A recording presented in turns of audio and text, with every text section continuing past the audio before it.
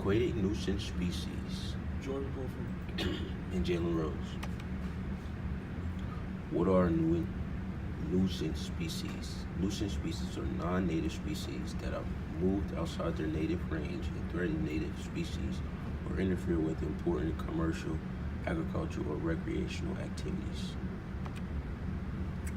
Due to predators, parasites, diseases, and other competitors that exist outside of their native ranges, species become nuisance. This creates an environment where they can dominate. As a result, native species are not used to living with these nuisance species and are not adapted to eat them or compete with them. This can quickly upset the natural balance of an ecosystem and create many negative impacts. For example, the Asian carp is a nuisance species.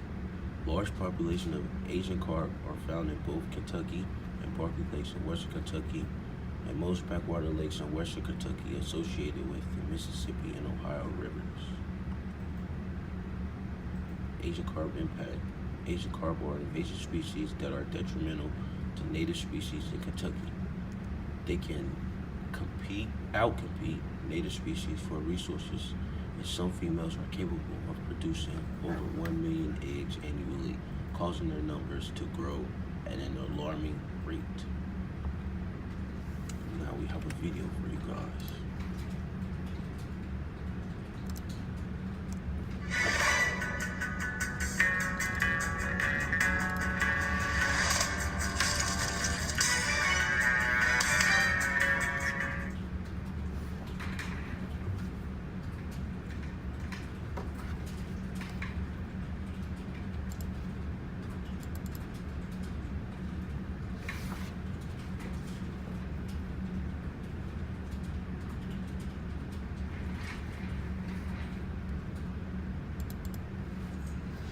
A puzzling case of hundreds of thousands of dead Asian carp found floating in the Cumberland and Tennessee rivers has been eating at Fish and Wildlife experts. It's believed to be the largest fish kill ever involving Asian carp, so Kentucky fisheries biologists set out to see what was. They brought along our own Julie Collins. That is tonight's top story. The mystery of the dead Asian carp revealed itself last week when the decaying fish carcasses were found stinking up the river. It's definitely smelly. It's good that the wind's blowing a little bit. But the bad smell doesn't keep Matt McGrath or his son Jeff from coming down to the Tennessee River. Spend the day in the sunshine and nice temperatures. What they weren't expecting was to be accompanied by hundreds of decaying Asian carp. Well, it's definitely a problem. So the Kentucky Fish and Wildlife crew were on the case. Most of these dead Asian carp here at Kentucky Dam are from snagging and bull fishing. The hole where it's been shot. But these piles of dead carcasses don't compare to what they've seen at Barkley Dam. They were just lining the banks. Some were still dying and some had been there for a day or two.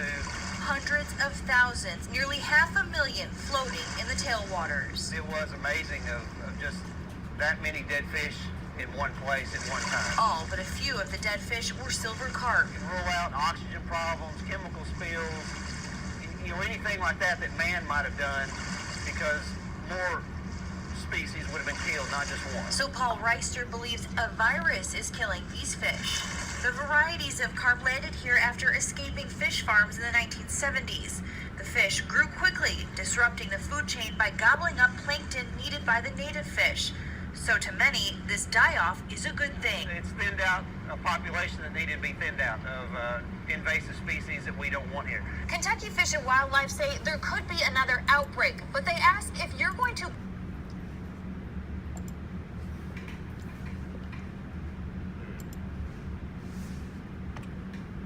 Okay, biological impacts.